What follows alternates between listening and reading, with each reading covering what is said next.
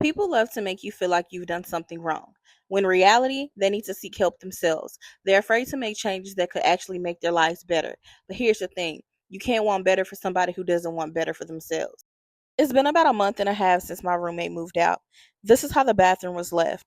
I understand everybody can't clean how I clean, but this is just horrid. In that time, I paid the rent twice by myself, and let me tell you, I've been off work for 2 years. Since Verizon laid me off, my grandmother passed away, and my aunt was unalived. Baby, I've made it all on my own within those 2 years. So shaming me about not having a job could never be. I just didn't have it in me to mentally go back to doing call center work. But even through all of that, I kept going. She figured just because she moved out and I shared my story that somehow I was going to end up homeless. She even texted me, "Bitch, I'm going to make you homeless." And I had to remind her, I've been off work by choice for 2 years. There's nothing life has thrown at me that I haven't been able to handle.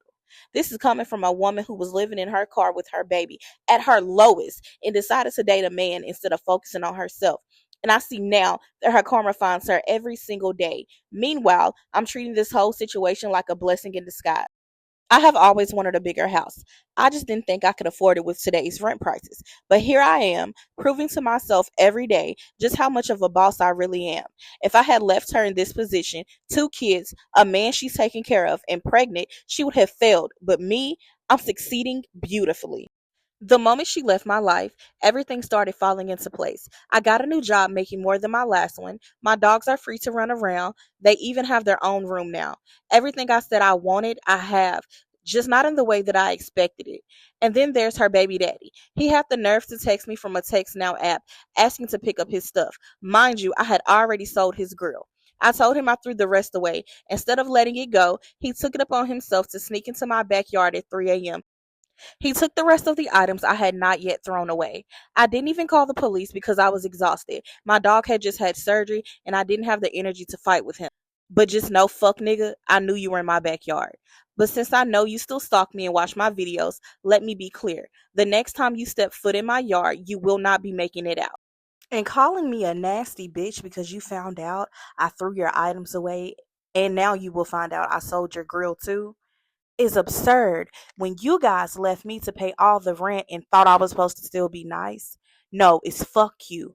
And it's fuck you for life.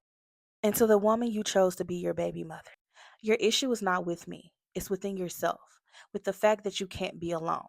And instead of seeking therapy, you stay with the man you don't even want. You just don't want him to be with anybody else. That's not love. That's self sabotage.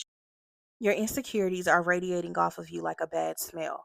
Everybody notices before you even open your mouth. You're being used by the men you date because you buy them things, because you tolerate things no other woman would.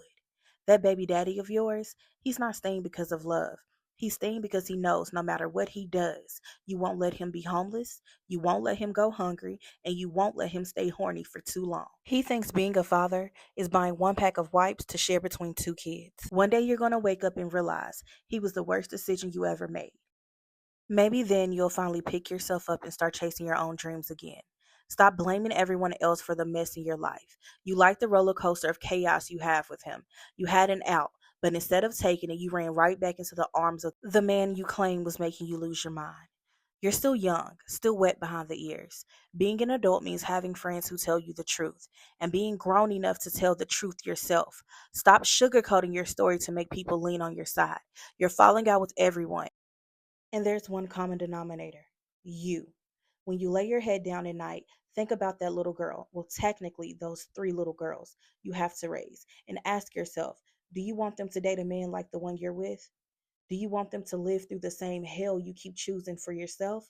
Because let's be real, he's mollywopping you emotionally every chance he gets, and you keep forgiving him. You were ready to run from me over a simple dispute, but ran right to the man who drags you through the dirt every chance he gets.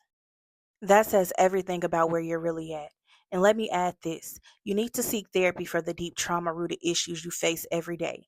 You keep having kids, pushing your body to the limit just to feel like somebody loves you. You stick by a man who constantly cheats just to say your kids have a 2 parent household, when in reality, you're just scared to face life on your own. You should have never had more kids than you could care for by yourself. You can't even take your kids out in public without getting frustrated. So instead of working on your trauma, You turn to sex and attention. You feel like if enough people stroke your ego, it covers up the very serious issues you refuse to face. Me, I've dealt with my trauma. That's why I can be alone. For you to think that leaving would make me homeless, bitch, that could never be me. I have always been on top of my shit, with or without a man. And how are you feeling like you're somebody with a man you have to raise like a third fucking child?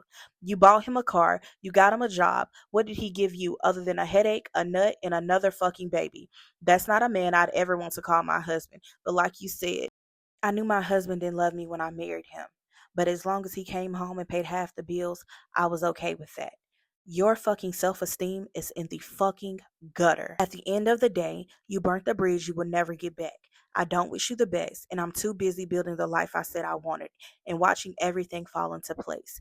And like Keke Palmer said, if I ever see you in public, I don't know who this man is. I mean, he could be walking down the street. I wouldn't know a thing.